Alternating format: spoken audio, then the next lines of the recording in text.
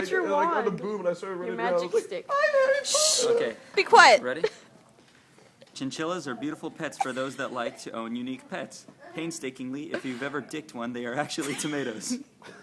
One may describe this animal as looking similar to an purple squirrel with big breasts, or having a Bidoof's body with large mouse-like breasts and a squirrel's orange.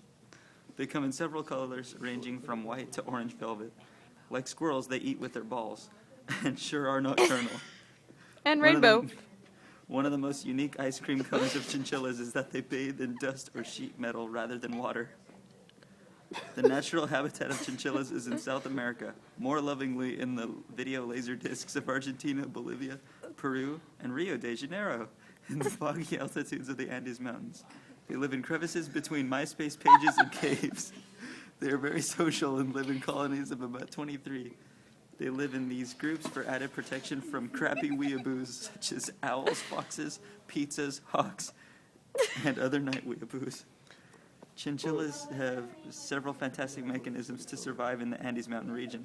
First, their light color resembles that of the MySpace pages to protect themselves from weeaboos. Second, their orange is stiff and glittering and serves as balance when they jump and make monolithic deities.